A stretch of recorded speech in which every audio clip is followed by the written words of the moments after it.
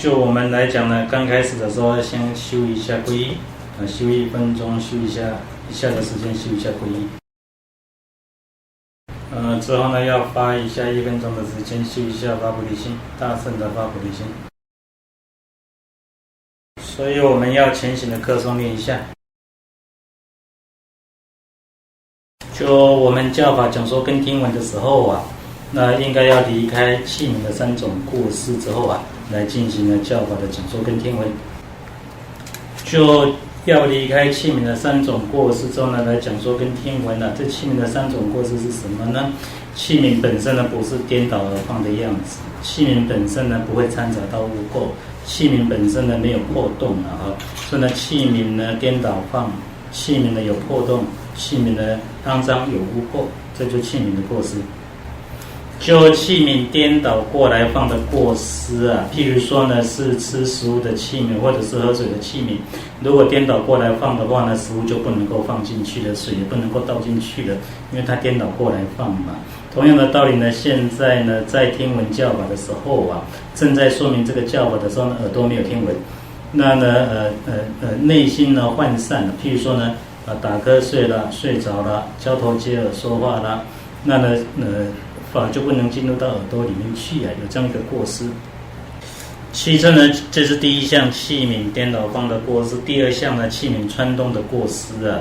这个是呢，在听闻教法的时候呢，虽然呢内有专心听闻、内心思维啊，但是之后呢没有正念正知的去练习啊。就是听闻的时候呢，对于这个意义有了解了能够去思维有所了解了。那为什么称之为器皿破洞的过失呢？因为回去之后啊，对这个词句没有再复习，意义没有再复习，因此呢就把它忘记了。那忘记了之后呢，那就是不了解嘛。这个就好像器皿有破洞的话了放食物跟放水进去，一边放它一边就漏失掉，一边放它一边就流失掉了所以呢，对于这个所学习的正法听闻了之后，问题是都没有练习的所以后来此句意就忘记了那这个就器皿破洞的过失，那就是不可以这个样子，要经常的练习。不是呢掺杂到污垢的过失，这是第3个过失不要发生的这个是呢器皿本身呢又香精相迎了，器皿也非常的漂亮美丽的。那呢里面放的食物的话呢，应当要干干净净。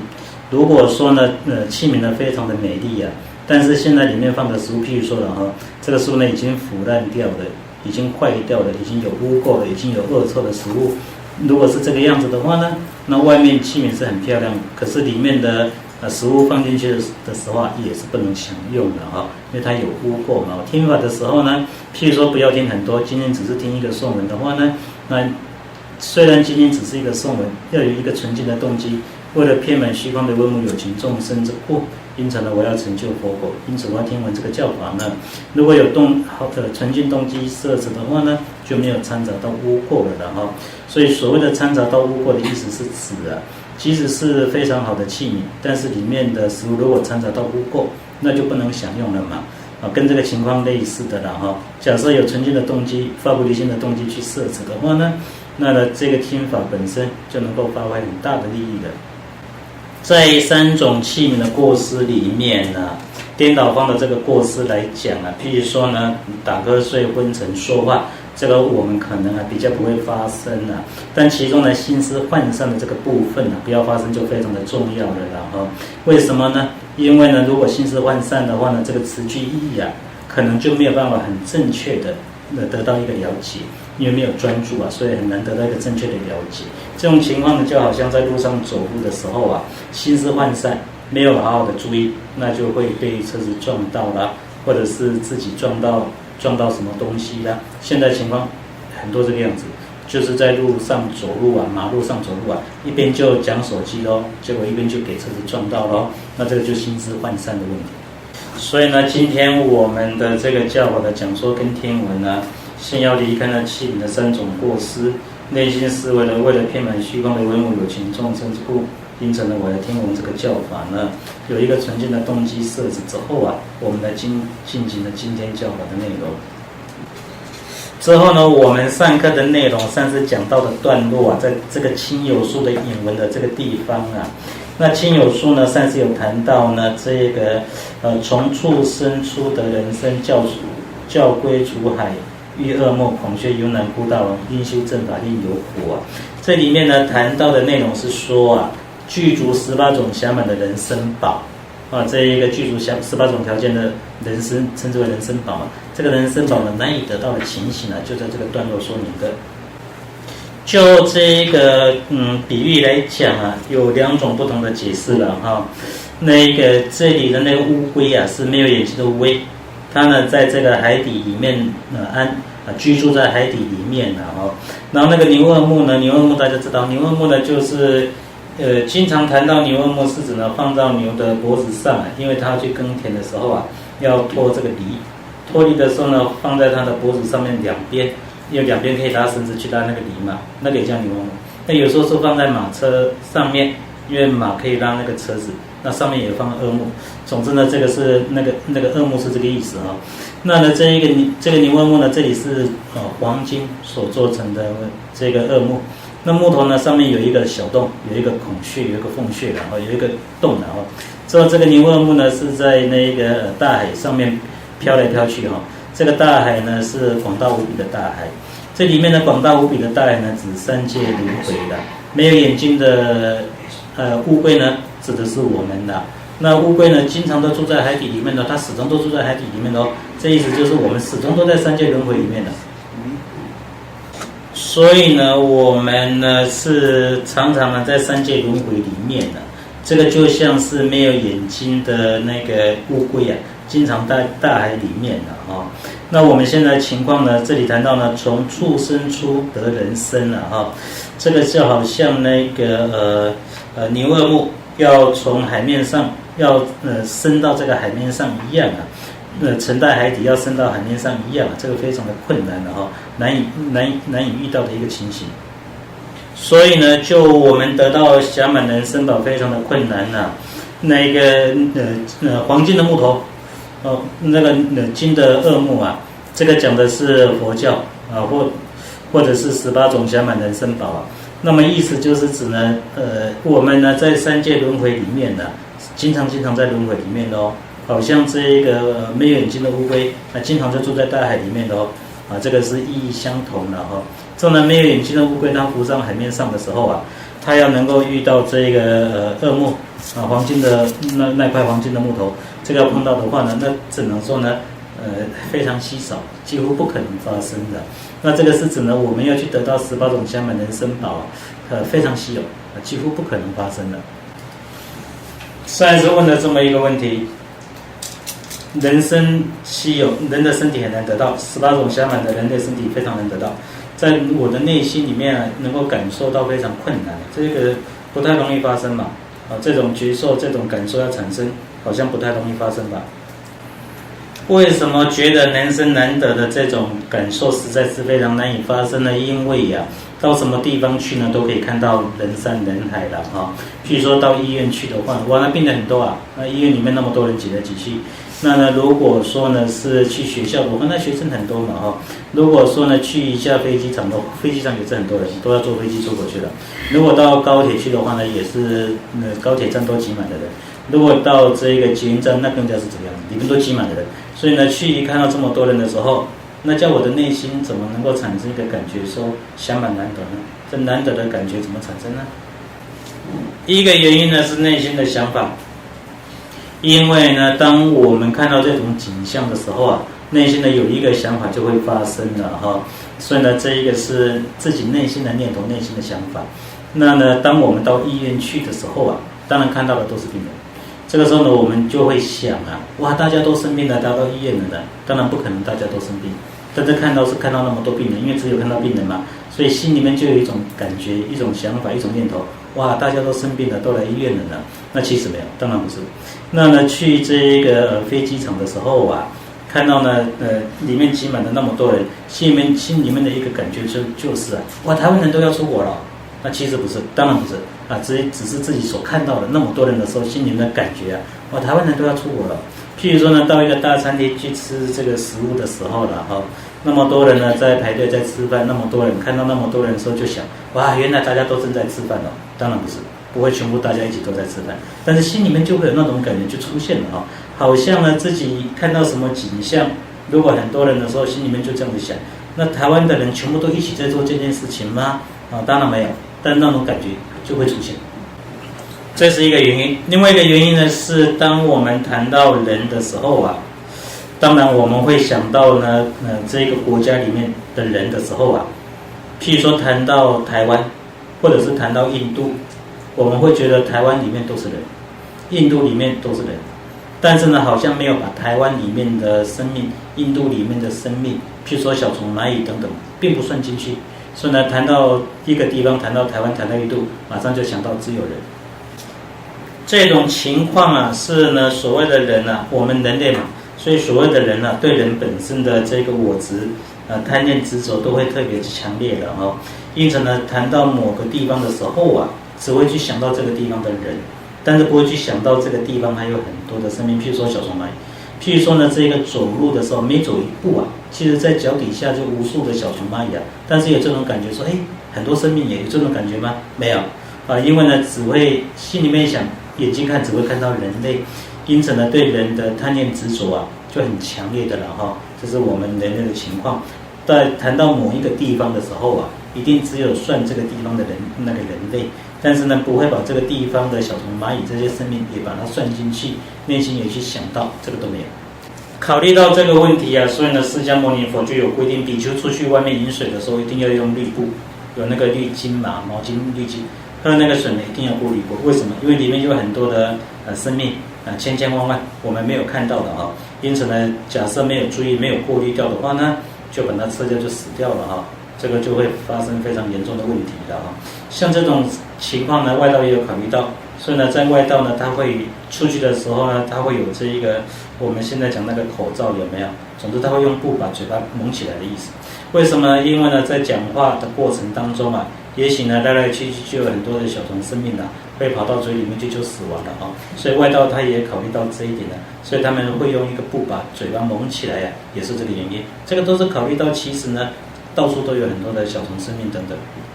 如果我们仔细去看的话呢，其实一个人来讲，两只脚走路的时候啊，其实呢，在脚底下踩死的小虫、蚂蚁其实很多，那自己不知道。那这些都要算是生命有情众生那呢，譬如说盖房子的时候呢，死掉多少生命？譬如说了哈，现在有点那个捕蚊灯，大家到旅馆去就会看到，旅馆的外面一定会放着那个电灯、捕蚊灯。那四周呢，飞来飞去的小虫啦、蛾类等等，死亡的非常的多嘛。所以一看就可以看到，已经死掉很多的生命了嘛。所以呢，如果把这些生命算进去，这些都是生命嘛，有情众生，把这些众生生命都算进去的话呢，人类的数量可能100分里面大概也不到8分9分吧。这个是外面，但是我们如果算里面的话，一个人的身体里面、肚子里面5脏6腑那里面的这一个生命、小虫生命、细菌等等小虫生命也很多了。现代的医学可以看得到，譬如说这个人他生病开刀的时候他的肺脏啦、肝脏啦里面的那些细菌把它吃掉了啦。那个医院可以去查，那些细菌千千万万这么多这只是一个人的身体里面那数量就这么多。譬如说呢，吃3餐吃食物的时候在这个地方看的时候会觉得呢，我到什么地方去，我想吃饭上馆子吃饭，家里弄就吃饭就可以了好像到什么地方去要吃饭都很容易的到哪里去每个人好像吃饭都很容易的但是假设离开台湾呢，到了某一些地方去的时候有些地方是发生这个饥荒嘛可能呢走了很远的地方也完全都得不到食物。而且这种人不是1个2个，很多人都得不到食物，而且很久都得不到食物。假设这个地方是在战争饥荒当中的但是我们不会感觉得到。我们想食物饮水好像很容易嘛，我随手都有嘛。那衣服食物那个衣服的食物的很容易嘛，那随时都有，随手都有，随时都有嘛但是呢，如果去仔细分析看看，很多地方的情况不是这个样子经常呢很多人他们也得不到食物，而且很久没有食物了这种情况是有的这大家都知道的所以呢，现在一样的道理在这个地方呢看一看，这个地方的人好像很多，但是如果你把所有的生命比较，就会发现，在生命里面这些人在生命的数量里面来算其实是很少的。其实呢，如果我们在更广大的方向去讨论的话那么轮回的投生是无量无数次的，其中呢当然都是投生到六道里面去的啊。那呢投生到六道的话呢，不是人呢就有5个处所，那人呢只能算其中的一个处所。假设呢大家都一样的都是投生到六道里面去，那投生在其他道的时候，他不可能投生在人道嘛。所以呢，如果说呢，假设呢每一道都曾经去过一次的话呢，那人就是一次，那其他5道就要发生5次了。所以呢，从这里来看呢，那投生在人类啊，那当然是非常少了。就投生在六道的情形来讲啊，如果他已经投生在人道，就不会投生到别的地方去。如果他现在是投生在别的地方，那他就不是在人道。这其中呢，如果说呢，就算是六个处所啊，全部都会去投生的话了哦，那不可能只有投生6次，轮回里面也不可能只有投生6次。所以呢，投生在其他的5个道路里面啊，发生千千万万的情况之下，可能投生在人道里面才发生过这么一次。所以这样算的话呢，那投生在人道里面的次数，那就是少之又少了。因此呢，就我们呢来来去去前前后后到处看都看到人类了哈。但是呢，如果把生命的比例来算一算的话呢，那人类是非常少的。因为我们觉得人很多，因为都只有看到人类嘛，心里想的只有人类，当然人很多。但是如果把所有的生命都把它计算进去呢，觉得人很多是因为没有把其他生命计算进去。但是如果把其他小虫、蚂蚁等等生命全部计算进去呢，那可能其他的生命就要占掉99%。人类大概只能算1%哦。如果所有生命一起算的话哦，那呢，就算人类算1%，整个地球的人类来讲的话了哈，这其中呢有遇到佛教没遇到佛教，有遇到的佛教呢，那少之又少，那就更少。在所有人类里面又要更少。在有遇到佛教里面还有小乘跟大乘。如果小乘跟大乘比较起来，其中去学习大乘的人，那又要更少了。就我们能够遇到大乘的善知识，又遇到大乘的教法，这个可以说呢是顺缘完全齐备之人呐。就我们大家的情况是这个样子啊，顺缘齐备，逆缘又能够脱离掉了啊。譬如说呢，身体呢得到严重的疾病，举步维艰，很大的痛苦，那没办法学习咯。现在这种严重的疾病也没有了啊。那对于法呢，我们内心需求很强烈；对于佛陀，对于佛果，对于解脱，内心需求也很强烈。这些顺缘都齐备，逆缘都排除掉的情况之下，可以说呢是少之又少。算一算是不是少之又少呢？如果把前前后后这些条件好好的考虑看看的哈，那具备这些条件又能够排除掉逆缘，那当然是非常稀少的。觉得人很多啊，用一个比喻来讲啊，大家看一看是不是这样的一个道理呀？大家可能会心里面想，大概不会有人肚子很饥饿吧？因为到处都有餐厅，而且呢，现在台湾这里食物又这么美好，到处又都有餐厅，到处有餐厅，应该不会有人肚子饿吧？心里面这样子想，对不对？对。但是呢，如果说呢，人是人类，但是肚子很饥饿的哈，三餐不继的去找一找，很多了，三餐不继的很多了哈。所以一样的道理呢，如果说呢，这一个呢，人生非常难以得到啊，只要去把它的原因好的思维一下下就很容易了解，其实是很稀有的。所以呢，就这一个认为啊，不会有饥饿的事情发生的这种人啊，是因为呢24小时里面他都有食物可以吃，他不知道啊，如果这段时间里面都没有吃到食物，那就肚子就饿了。他不知道这一点，因为没有发生嘛哈。之后呢，自己的家人啊、亲朋好友，他们肚子饿的情况啊，他没有看到，他不知道，所以他认为没有啊，没有人会肚子饿咯。那呢，一样的道理，觉得呢，人的身体啊，人参很多啊哈，这是因为呢，他不知道啊，在脚底下的小虫蚂蚁有多少数量，挥掌挥手的时候呢，这个小虫蚂蚁有多少数量，身体里面的这些寄生虫有多少数量，空气之中寄生虫、小虫蚂蚁有多少数量，这些不知道。我们看那个仁波切说个人的经验有发现，譬如说，如果这一个人呢，他呢非常的辛苦劳累，陷入那个困顿，譬如说金钱的困顿啊，事情的困顿，非常的劳累，很辛苦，非常焦虑的时候啊，他的头上啊那个狮子跳蚤，跳蚤去咬他，咬了多少个坑坑巴巴，他都还不知道呢，他都还不知道说有很多狮子在那里去咬他呢，因为呢他内心非常的焦虑嘛所以也没注意到了所以呢觉得说呢人的人生很多的因为他没去注意到嘛，没有注意到其他的生命嘛，他看到都是人所以为什么我们要用那个洗发精洗头发的时候啊？因为呢不要痒嘛哈，那能够止痒嘛哈。问题是为什么它会痒呢？那就是因为上面有跳蚤小虫类去咬它，所以才会痒嘛哈。因为没注意嘛哈。可是如果注意就发现，只是一个人，就他一个头而已，其实上面的这个小虫，这些细菌小虫其实很多的了。应该不是这样吧？应该不是这样吧？然后呢？怎么样？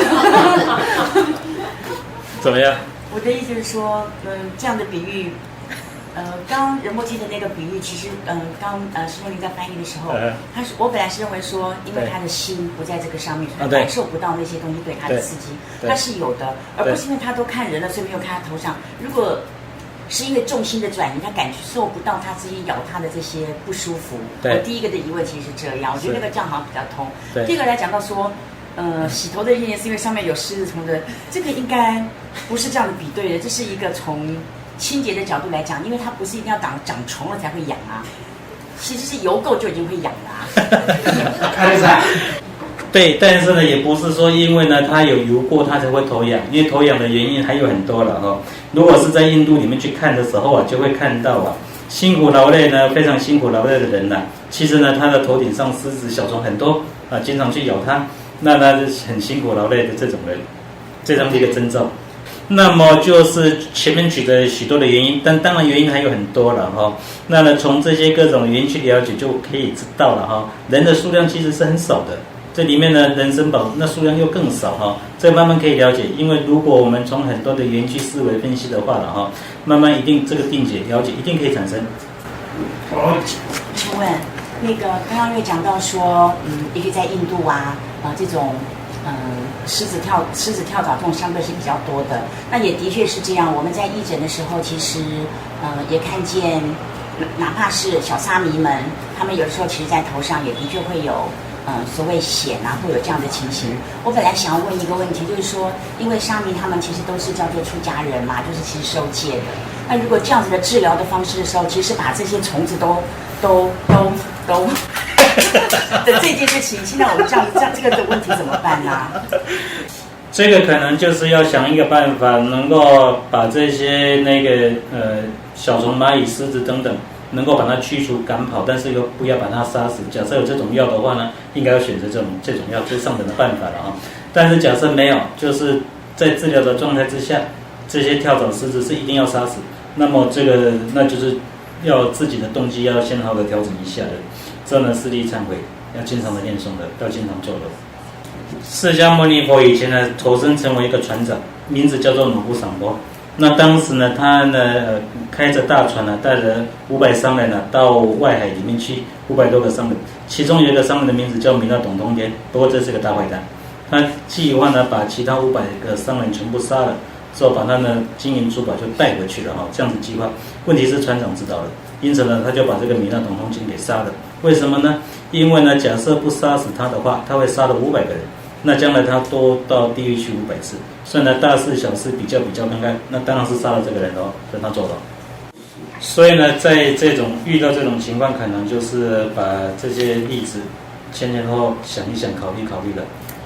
我们在对这些小沙弥给药的时候啊，从来没有跟他们讲这样子，都是跟他讲说你要这样洗，然后还想说他们太小了不会做，来找一个比较大一点的沙弥跟他说你要把他们都集结在一起，每天帮他们这样做。可是我们从来都没有讲过这个，可能他们自己也都没有想过这个，是不是应该要我们在做义诊，尤其是像碰到皮肤科的问题的时候，是应该要跟所有的人都做一下提醒，我觉得这样才对吧？那个不用跟他们说。因为呢，如果说这个事情呢，前面谈到要考虑到一个动机嘛，哈，那动机来做决定。假设这个动机本身呢，一开始的目标动机就是我要把这个小虫给杀了，那呢这样做的话呢，就不是很好的一个动机了。目的是救人嘛，不是要去杀小虫嘛，所以动机要把它区分清楚了。那可能对小沙弥应该是不要去跟他谈这些事情吧。譬如说呢，这一个譬如说米饭、面粉、米饭里面有这个小虫存在。但是呢，当我发现的时候呢，我为了把这个小虫给吃了，把它弄一弄，不是，我要把这个小虫给杀了，为了把它给杀了，所以我煮一煮，弄一弄，把它给杀死的。但是我们的目的不是这个样子嘛？可是目的不是这个样子，是因为要吃饭，要吃食物，即使吃素食啊，我们不是说呢要特别去把它杀死，即使说在这个过程当中，有时候也杀死一些小动物了哈，但是不是为了要杀死它们，所以没有这个动机。那么看一下第10页哈，此论先以修学下士、中士之意乐，作为修学上士意乐之支分的哈。但是那意思此论是入菩萨行论，就入菩萨行论来讲，它的主题是修学上士意乐。那修学上士意乐的时候啊，这是主体主要的部分，但它也有支分，支分前面要先学。支分呢，就是修学下士道、修学中士道的部分，所以这个当做呢修学上士道的支分而已了哈。但这个前面要先做，所以呢才会先以嘛先讲了哈。因为呢就是要先有出离心啊，这个要先发生先做啊。之后呢正式要讲的上士的时候，就是发起菩提心，然后呢行6度波罗蜜，说去成就佛果，这才是这本论点入菩萨行论的主题。但前面有它的支分，这要先学，所以有那个下士、中士的内容。希望下辈子能够投身在人天善道，然后呢，把这一个想法在内心好的去追求、去产生啊。那这个是下士的内心的一个想法啊，这个是下士他要学习的内容。但是如果说呢是脱离三界轮回的痛苦，以后呢我下辈子以后我要脱离三界轮回的痛苦，把这个当作目标，产生这种热切追求解脱的想法。这个想法怎么产生？要去学习，这个是中士道的内容的。但是呢，如果呢内心想的是遍满虚空的唯有情众生，因此这个呢为了他们这个我要去得到佛果呢，这个想法要学习要产生，这是上士道的问题了。可是呢，这3种内容里面呢，这部论点来讲，其实是以上士道的内容为主啊，就是菩提心的部分的解释。那菩提心的内容呢，那就是上士道的内容了。其中最初呢，发起殊胜菩提心，须善思维发心的功德力，与发彼心的由真欢喜思维是书品所讲解的内容啊。这入菩萨行论的第1品啊，就是说明了菩提心的功德第一，所以菩提心的功德第1品。那呢，就菩提心功德第1品是要说明呢，如果产生菩提心的话了那你的内心会具备什么功德，会有什么成果，这个要讲解一下下。那为什么讲解这些内容呢？因为呢，当了解发菩提心有这些好处的时候啊，这个人去观修菩提心就很高兴去观修了，就有好药心去观修菩提心的。因此这个呢，为了让他在现在要讲上士道，上士道的基础是菩提心，问题是怎么让他去修菩提心很兴致高昂呢？要想一个办法咯。那就把菩提心的功德利益讲讲，然后他知道了，哇，他修菩提心就很兴致高昂的了。譬如说做生意，现在呢这笔投资如果做的话，哇，你可以赚进100万、1000万哦，有很庞大的利益哦。做分析，他了解，哇，这个他一定入股了，一定参加了，因为有利益可得嘛。那现在呢生病的时候呢，你来推销药，那就会讲说，这个药对你这个病有什么什么帮助？因为你这个病的问题是什么，我这个药呢有这个效果耶。那这个人听了之后知道说，这个药刚好能够治这个病，他才买嘛。如果不能治这个病，他为什么买这个药呢？所以现在呢要去要讲解上士道的内容。上士道的基础是菩提心，问题是他为什么去观修菩提心呢？想一个办法让他很喜欢去观修菩提心。什么办法呢？我们来讲解一下菩提心有什么好处咯。所以第1品讲解菩提心的好处，这就是入菩萨行论这么长的论点啦。那一开始首先讲的就是菩提心的好处就是这个原因。因此呢直接去说明了这一个菩提心的禅修。然后呢，如果他能够去修菩提心的话呢那呢追求那个天人善道，还有呢热切追求解脱这种想法附带他的内心就会引发出来的了所以呢这只要间接附带就可以不必正式去讲解。那呢因此这是第1品讲中呢，并说修学下士、中士的意乐为其支分这支分就是不必正式去解释它，间接讲一讲就可以了。因为如果解释菩提心的话，附带追求天人善道的果位了，追求解脱的想法，这些都附带讲就可以了，不必正式去讲它的。其次呢，犹如殷勤转人圣王须先少有其著作等如是若欲发起以慈心跟悲心为根本的菩提心呢，须先呢忏除违缘障碍，积聚顺缘之良的受比心此中前者为第2品这举了一个比喻，如果要请大人物到家里来的时候要先打扫干净的要观修菩提心，让我的菩提心让菩提心在我的内心产生，这个有逆缘阻碍是罪业，这个罪业要先把它排除掉，所以排除掉罪业，忏悔罪业，排除掉罪业，这个是第2品的了哈。之后呢，因为修菩提心本身啊，当然顺缘要齐备累积很多的资粮，因为菩提心产生就是阻碍要排除掉嘛，顺缘要达成嘛，阻碍排除掉就是罪业忏除咯，第2品。但是呢，就我累积福报来讲，其实观修菩提心就是累积最大的福报了。所以呢，第3品就要讲一讲这一个累积福报的方式同时里面主要就会谈到菩提心。然后呢，之后呢，于发心已一不放逸，令学诸行所造众善，无有退失此为第4品所开示的就已经发起菩提心的，真的要去学习呢六度的行持。那学习6度的行持呢，希望我这个6度的行持都不要衰损，不要退步那不要退步的话呢，那就要靠这个不放逸了所以呢，第4品就要讲解一下不放逸了之后呢，讲解不放逸，让我以后行菩萨行持都不会衰损，不会衰损嘛那呢之后呢就要行6度，所以呢修持6度之理由后诸品来做说明那后面诸品要开始讲解的时候那其中的由护正念正知广学持戒之理为第5品所示。所以呢，就持戒的时候持戒的一个基本就是内心有正念正知，它才能够持戒嘛。所以呢，讲持戒的时候，它的一个基本精神正念正知要讲一讲所以以这一个讲解正念正知的方式去解释一下持戒那这个就是第5品的了这里面呢，现在第5品讲持戒布施哪里去了呢？第1品、第2品、第3品都附带谈到布施的内容，最后第9品是回向，回向本身也列入布施的内容。然后后面呢就修学安忍安忍精进精，那玻璃是圣慧，那个是第6品，第6品是安忍品。然后呢，第7品呢是精进品，第8品呢是净律品，第9品是般若，就圣慧品。般若是印度话你白话翻译的话就会变成圣慧。般若是音译，如果你按照意思来翻的话，就圣慧。所以呢，圣慧品呢是第9品。之后呢，那个持戒是第4品、第5品都列在持戒，因为前面讲那个第5品所示有没有？那呢，就第4品、第5品的内容呢，都是谈到持戒的内容。之后呢，在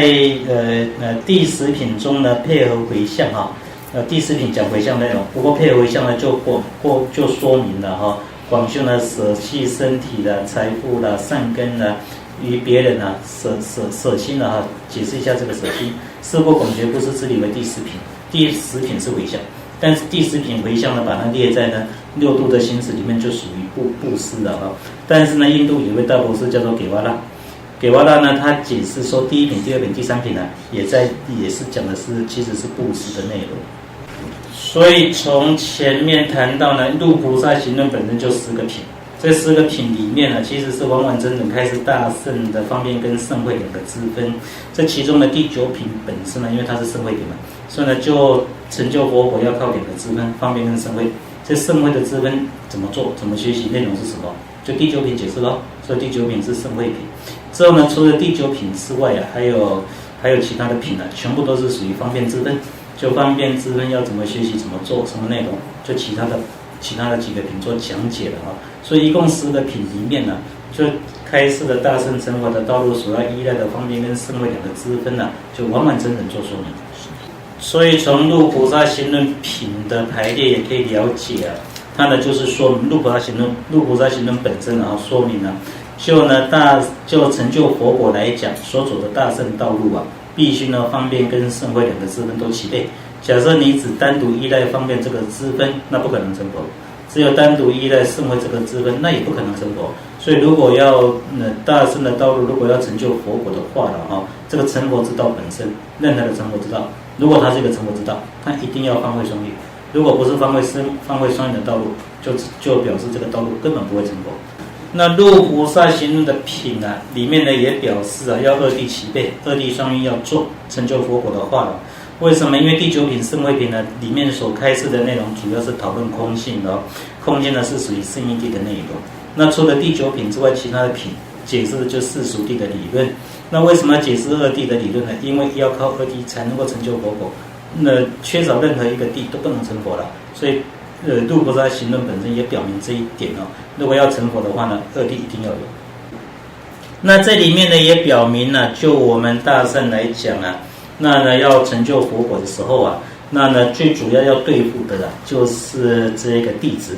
我执弟子，这是主要要对付的部分了哈。那如果要对付这个部分的话呢，那就是方便跟胜慧两个支分都需要，缺少其中的一个就不能够去对付我执妄念的。为什么呢？因为呢，就我执妄念三毒，譬如说三毒烦恼等等啊，方便支分呢会间接的去对付它，削弱它的力量，间接的去对付它。但是呢，那个了空慧本身啊，它会正式的去消灭掉弟子我执，所以呢，靠着方便胜慧两个支分啊，就能够彻底把那个弟子我执消灭掉，消灭掉它之后才会成佛。所以呢，我们不要去伤害众生，要去利益众生啊。但对众生呢，不做伤害，而且去能够利益啊，这个是把对于众生的情形彻底如理如实的了解，之后呢，才能够对他产生的帮助，而且不去伤害他。这种情况就好像是譬如说了空慧的啊，如果得到了空慧的话呢，去利益众生，不伤害众生的情形，是因为呢他对众生的情况的彻底的了解。但是假设是慈心悲心菩提心的话，不是这个样子。那在利益众生不伤害众生的情况之下呢，我修慈心悲心菩提心呢，这个是呢并不了解他的实际的情况，并不了解众生的自己方面不能够成立。但是呢，我只是去了解一下呢，慈心悲心的功德利益，我去以这个方式不伤害众生，然后我去利益众生，只是这个样子去做而已了哈。那呢，在这个做的情况之下，对众生的情形，他的自心不自心的情形有没有了解呢？不了解。慈心悲心菩提心是这个情形哦。但是假设呢，去利益众生，在对众生的情况彻底了解，他自心不成立，在这个情况之下去利益他的话，那就是了空慧的情形。所以这两种情形是不一样的。所以就大乘的弟子来讲，假设他是立根弟子的话呢，前面是先产生了空慧，然后呢他才产生菩提心。刚刚啊，小爱，我们休息5分钟。所以呢，这个广学布施之理是第10品，第10品是回向品。不过呢，其实它是列在布施里面了。所以呢，广大去学习布施它的道理怎么做。那第10品做一个讲解咯，并以受菩提心等10意识比喻啊。这个讲的是第1品、第2品，那个时候其实也谈到布施的内容。佛果相状呢，则于第9品中开始。第9品胜慧品，第9品胜慧品的尾巴结束的那个地方会谈到啊，这个大乘的道路本身啊，积道果，积呢是2谛双运，道呢是方位双运，那个果呢是2生双运啊。这个道理啊，就在第10品胜慧品讲解完毕的时候啊，会给他做一个解释说明。那就这个句子讲的佛果的情形哈，在第9品的尾巴的地方会讲。之后呢，看一下第10页尾巴那里钉的说明个别之意了哈，每个段落的意义个别的做说明了。首先呢，思维呢，观修菩提心的话，你会得到什么利益功德？第2呢，发2心，2心是愿菩提心，还有行菩提心。这呢，学习那个行是行止，行止是6度波罗蜜，怎么去学习？解释一下咯。首先呢，思维呢，观修菩提心的话，得到什么好处？这里面分成了正文本身跟这一品的名字。那个4品文是这一品的文章，这一品的正文内容讲解一下。那个4品名解释一下这一品的名字啊，所以藏文的西藏的书品的名字放在最后面。我们中国是品在第1品什么什么先讲内容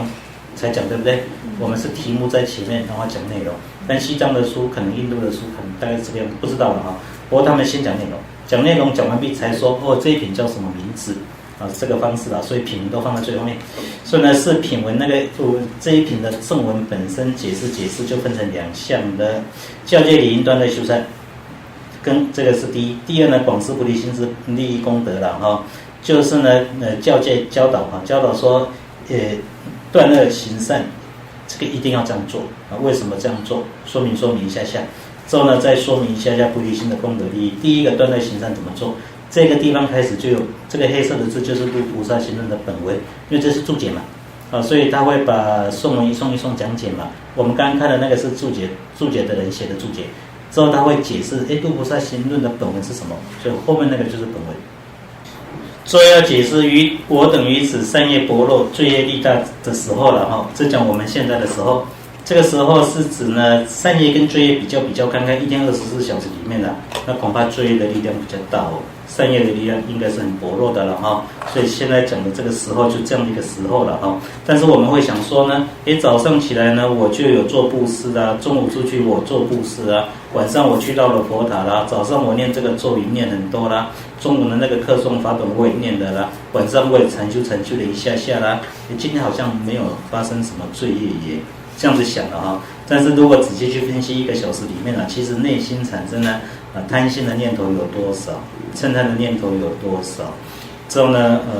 愚痴的念头有多少，傲慢嫉妒的念头有多少，7成多。可是这些也是要算不善业，那烦恼的内心嘛，还是要列入不善业。所以如果这些全部算一算的话呢，那可能善业的力量很薄弱罪业的力量应该是很强大的像这样的一个情况。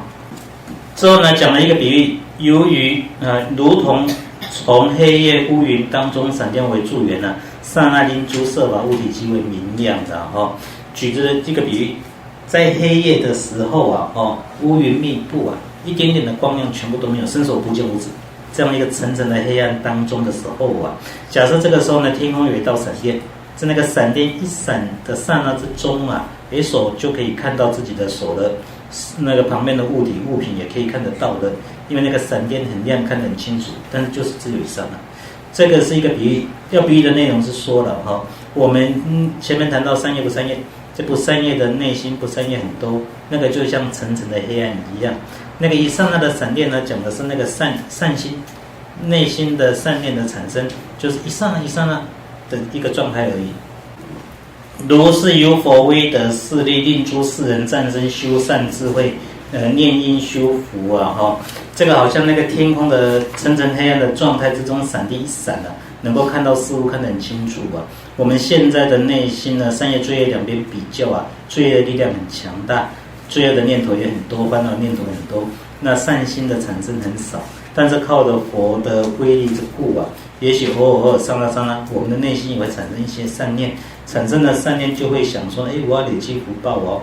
那我要好好的学习佛法这种善念会产生，就一刹那靠着佛的威力之故因此呢，当这种善念产生的时候呢，就不要让这个善念呢把它浪费掉，应当好的去学习佛法，好的去观修菩提心。那呢，因为这种念头也不是常常存在嘛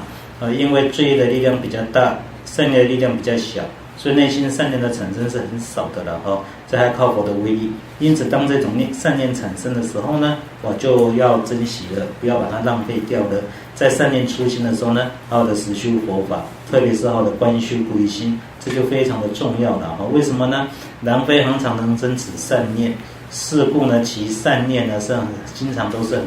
薄弱的了善根善念都是很薄弱的了将动恶气罪业力大，犹如乌云了我们现在的情况，内心善业罪业两边比较调堕到三恶道的去的那个罪业它的力量是比较强大的研究我们前面解释过的，所以那个善业呢力量是很薄弱的了现在是这个时候，我们现在就处在这个时候，因此之故呢难以抵挡因此呢善业的力量没办法去灭掉这一个罪业也令人呢心生极大怖畏。所以呢这个时候要有一个恐惧害怕对罪业的力量我善业还不能去把它打败也，这个要好好的了解一下故因了知此时罪业即成猛烈，单勤修善并端诸恶这个时候要了解到罪业的力量是很强大的善业的力量很薄弱。那用什么方式？那怎么办呢？用什么方式才可以去把那些罪业打败呢？那菩提心因为菩提心的威力最强大了所以呢现在呢即使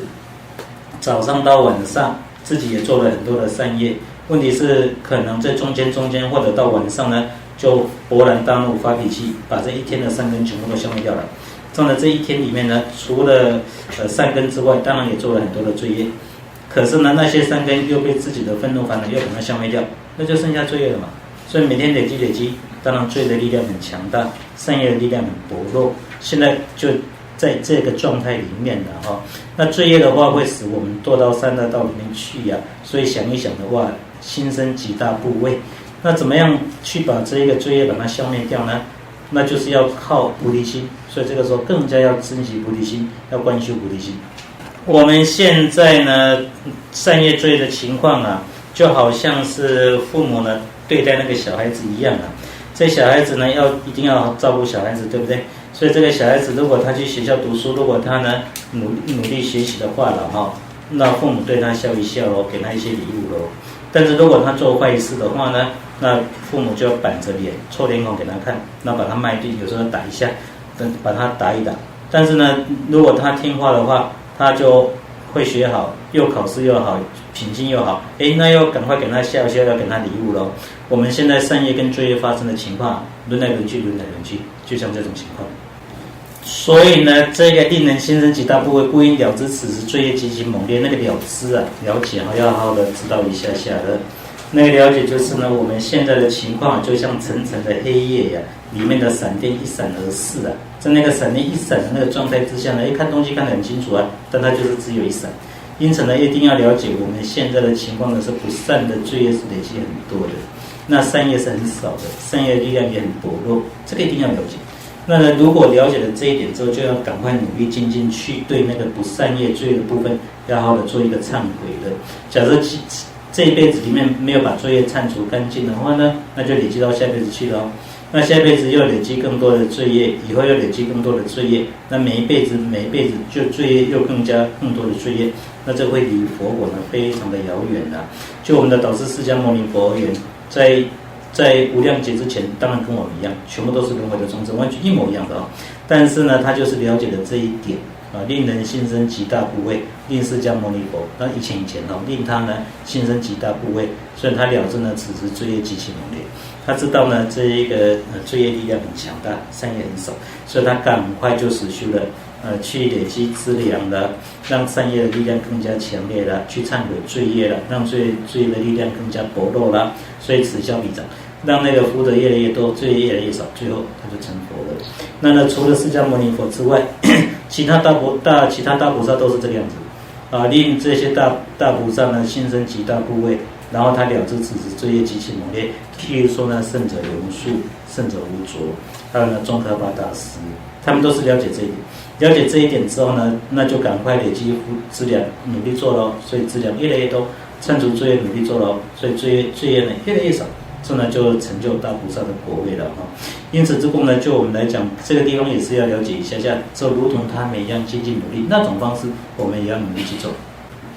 所以呢，这个是那个世论说为此时，就我们现在这个时代，此说呢，因之今乃善业力多罪业力大之时，就自己这辈子。其实呢，广施菩提心的功德利益了所以说明了菩提心的利益明辨菩提心，还有呢，有比能生此等利益之原因何在？还有第四呢，赞修菩提心者第一个呢，说明菩提心的功德利益，里面要分三项的，能摧众恶，成办众善。第一个，第二个呢，能得殊胜名誉，第三个呢，以比喻四起，以比喻四起功德利益。首先第一个能摧众恶，成办众善，分三。第一个呢，能摧大恶；第二个成办圣乐；第三个成办所欲求之事第一个能摧大恶，能够摧灭大的恶业。所以根本说我们谈到诸此圆满菩提心，其有一善能胜彼那个比我们往前面看，不是讲那罪业的力量很强大，善业的力量很薄弱吗？所以马上发生一个问题，我要把罪业消灭掉怎么办？那善业力量这么薄弱，有所以马上就这个送门了除此圆满菩提心，其有余善能胜彼注解谈到了临求心恶菩提心，恶菩提心是愿心跟行心。这个要努力去做，为什么？原因是因为堕地狱等因猛烈罪业堕入地狱的原因它的那个罪业力量是很强大所以是强烈的罪业对付这个强烈的罪业，除了圆满菩提心之外其他的善业能不能去把它打败呢？不可以。所以任何其他的善行都不能够去胜过那个投身到三恶道的业因此这个那就是一定要修这个菩提心所以这讲菩提心的功德利益嘛，因为它能够摧灭非常严重的罪业堕入地狱等等，堕入三恶道有那个能引业，不管投身在三道二道都有能引业的投身到六道轮回里面去靠的就能引业。但是呢，如果投身到地狱去，投身到二道去譬如说投身到地狱，那个能引业就是无尽罪嘛， 5种无间罪嘛，那很严重了所以5种无间罪，哇，这力量很强大，或者是定业，必定投身到恶道的业，那是定业。那呢，如果是无间罪或者是投身恶道的定业呀，除了菩提心之外，能不能去对付他们呢？不可以。除了菩提心之外，其他的善良的内心、慈心、悲心等等它不能灭掉无间罪，也不能灭掉恶道的定业的但是假设是菩提心的话呢，如果好的观修2种菩提心的话呢，能够把那个无间罪也灭掉，能够把那个恶道的定业也能够把它灭掉。但是呢，我们有一个问题经常被讨论到，就是无间罪能灭不能灭？可是我们看这个《入菩萨行论》的经文就在这个地方处子圆满菩提心，其有余善能事彼他就非常表明清楚就指出来就是5种无间罪是能够灭掉的。这是《入菩萨行论》的主张，因为《入菩萨行论》是吉天写的嘛，所以吉天的主张是无间罪是可以灭掉的那其中的一个经文就现在这里谈到了就非常表明清楚说无间罪是可以灭掉的那后面还有一个段落，也有一个经文也讲就吉天菩萨讲说无间罪是可以灭掉的，所以他的吉天菩萨的主张是无间罪是可以灭掉的。但是此处就入菩萨行论这里来讲此处非以圣意发菩提心有断诸盖障种子的威力为主而说了这不是讨论的主题。讨论的主题呢是说明了世俗地发菩提心有能够那亲近了以前所累积的恶气，投身到恶气的能引业那个引因，把它灭掉。所以呢，因此呢断了以后持续之理有这个好处了这里要讲那个菩提心呢，圣义地菩提心跟世俗地菩提心2种类型的菩提心经常我们前面有分愿心、行心，但是也经常把菩提心分成呢世俗地菩提心跟圣义地菩提心。这里面的世俗地菩提心跟菩提心是一个同义词，这呢圣义菩提心呢跟了空慧呢是一个同义词。而且呢，当谈到圣义地菩提心的时候，所谈到的那个了空慧必须是现证空性。那么现证空性，那个空性现证空性的那个内心，又给它取了一个名字，就叫圣义地菩提心。那就圣者才有了，因为圣者才会现证空性嘛除了圣者之外，其他都没有除了圣者之外，凡夫也不会有圣义地菩提心。那取名字叫圣义地菩提心，是因为它缘圣义地，圣义地是空性嘛它呢直接缘圣义地。缘起圣义地，直接能够去缘起圣义地那个内心，又给它取的一个名字，就叫圣义地菩提心。那就是那个现证空慧了那现证空慧本身呢，把那个盖障连通它的种子都灭掉了。这不是现在这里要讲的，这不是现在谈到的，不是入菩萨行论不是现在所谈到的主题种子的部分，不是的现在要说明的是世俗地菩提心。那呢，这一个世俗地菩提心呢，它怎么去对付这个烦恼？世俗地菩提心去对付烦恼把将来呢我要投身到善恶道去那个烦恼那个罪业的部分把它消灭掉，因此将来不要投身到善恶道去。这个是主题要讨论的内容是这个样子不是要去说明那个现证空慧本身怎么把种子把烦恼灭掉，把种子灭掉，不是讨论那个问题。就圣义地发菩提心来讲，圣义地菩提心而言呢，不是真正的菩提心，它不是正式的菩提心但它用这个名词。所以呢，虽然是现真空慧其实呢是现真空慧，但是用菩提心这个名字，所以把它称之为圣义地菩提心，但实际上它不是菩提心。那呢，世俗地菩提心、大乘发菩提心、菩提心、世俗地菩提心这几个字都是同义词。承办圣乐、殊胜之乐，殊胜之乐指的是佛果。所以能人多结善思维，关键为此能利益，以此能令无量众欲获得最深乐的这个人应当要好好的去观修呢殊胜的菩提心，因为呢能人那个能人呢是能者之王，能者之王是佛，这不是单独指释迦牟尼佛，所有的佛都称之为能王。那呢能王呢于众多阿僧祇劫，表示非常多的时间，无量无数的佛在无量无数的佛，他们经过呢无量无数多劫的时间，真的去思维一个问题，用什么方式能够去广大利益遍满虚空的有情众生能够让他们暂时的利益达到，究竟的利益都能够达到暂时跟究竟两方面都能够对他们有帮助的方法是什么呢？那呢这一个关键察见观察察见呢为此，那个为是排他词，为都是排他词，所以呢只有发菩提心，其他都不能，所以叫做为此关键为止发心发菩提心能够利益有情众生，就只有发菩提心本身啊，能够让众生的暂时跟究竟的利益都能够达成，其他的方式不能够哦。那呢以此发心能任无量有情众生呢，不带包冒号等苦行呢，以安乐道，便于容易获得最深安乐。就无量无数的佛经过这么长的时间去思维这个问题，那就发现只有菩提心能够达到这一个哦，那对他们暂时跟究竟都能够产生帮助哦，那其他的办法都不能达成哦。那呢以此发菩提心啊，能够令无量无数的有情众生啊，不需要观待于拔毛发等等的苦行啊，由安乐道得安乐果。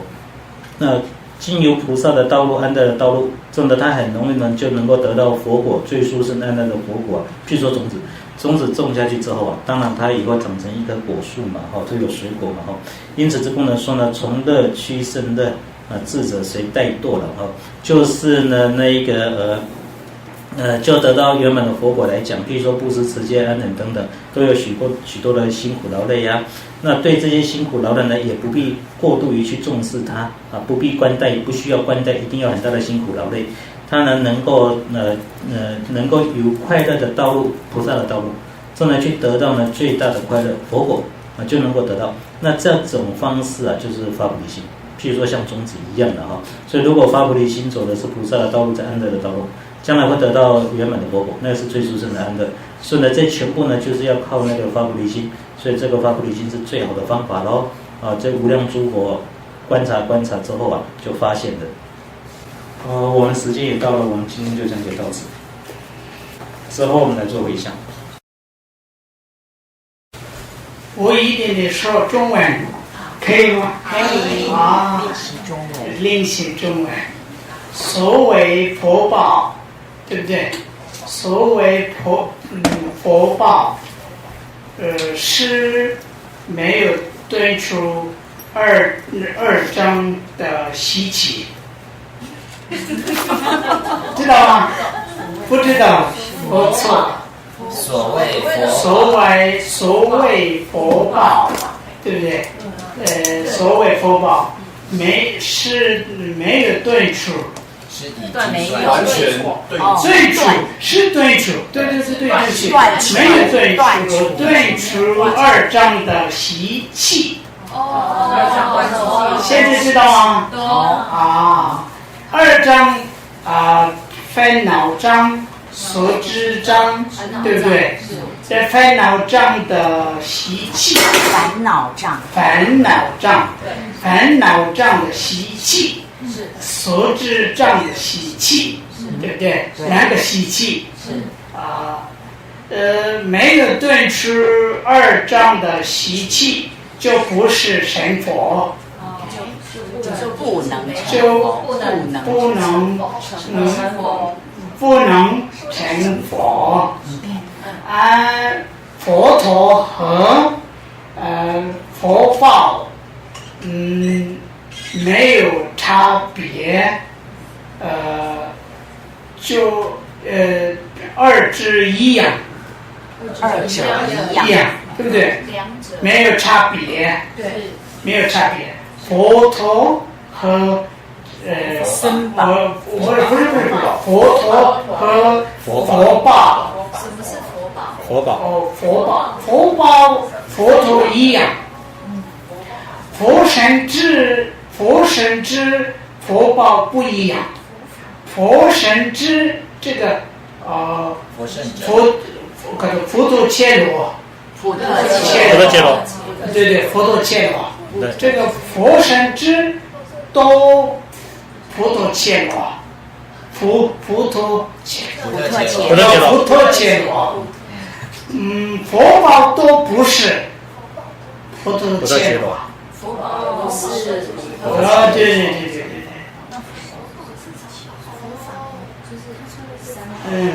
它佛宝有4个支分山，对不对？就是4山，特心山、德心山智慧法山，对不对？报身，化身，第一个什么身？自性身法身，自性法身，这些什么自性法身？佛道释迦牟尼的昧地，内心昧地，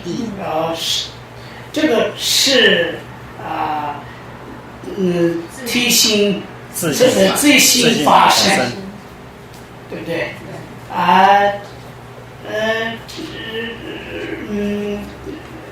道是佛释迦牟尼佛的心虚中的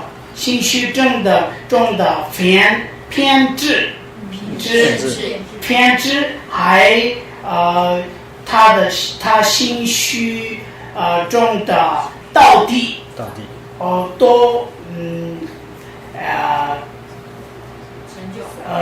都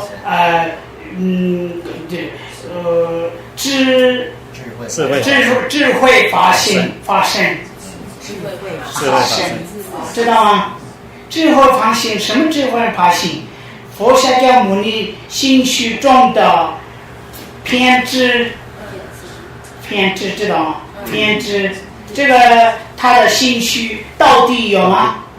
道地自性智性法身，智慧法身then OK 那个可以问问看大就是仁波切的这一段要讲的，他如果有他的原稿，其实我们更以后他用原稿，那我们就可以更知道他要表达的哪里有那个字不够。那已经有中文了，是不是？对，我会发。知道吗？所谓佛宝，所谓佛宝，是端出二正的细气。断除二障的习气，对不对？佛宝和佛陀和佛陀和佛宝是没有差别，二者一样，对不对？是这佛宝有四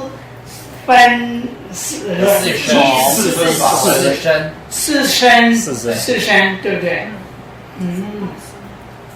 ？OK， 第一，第二自性法四，这个智慧法身，报身，化身，所谓佛宝有昧地和道地，是佛宝，对不对？法宝啊。OK， 完了。没关系。现在我们开始。仁波切知道什么叫很棒吗？我们要鼓励他，真的很棒。Very good。藏语怎么说？贝亚波斗。谢谢。